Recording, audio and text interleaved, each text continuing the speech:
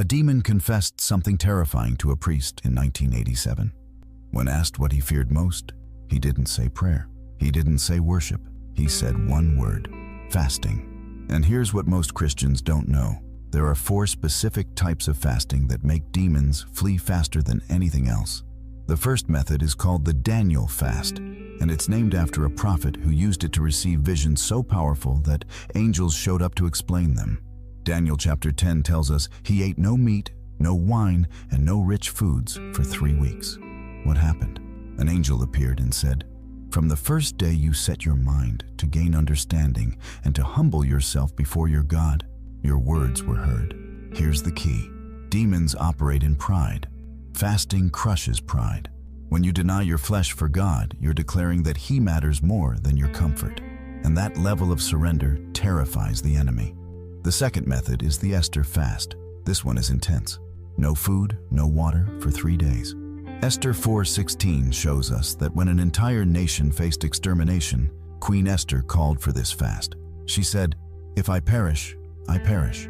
3 days later, she walked into the king's presence with supernatural favor and saved her people. This fast isn't for casual situations. It's for when you're facing impossible odds and need God to move mountains. Demons thrive on fear and hopelessness. This fast breaks both. Method 3 is the one Jesus talked about. In Matthew 17, the disciples couldn't cast out a demon. Jesus did it effortlessly, then told them, "This kind does not go out except by prayer and fasting." Some demons have higher ranks. They've built strongholds over generations. Regular spiritual warfare won't cut it.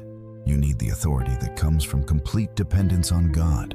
This is typically a prolonged fast, several days or even weeks, with consistent prayer. Moses fasted 40 days before receiving the 10 Commandments. Jesus fasted 40 days before starting his ministry.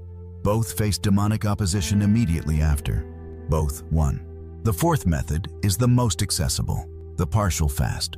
You skip 1 or 2 meals and dedicate that time to prayer instead. Acts 13:2 says, "While they were worshiping the Lord and fasting, the Holy Spirit said, 'Set apart for me Barnabas and Saul.'" Notice what happened during their fast? The Holy Spirit spoke clearly. Fasting doesn't just weaken demons.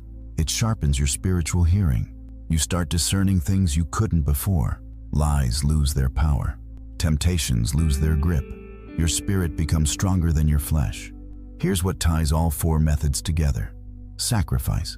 Demons want you comfortable, distracted, and controlled by your appetites. Fasting flips the script. It says, "My body doesn't control me."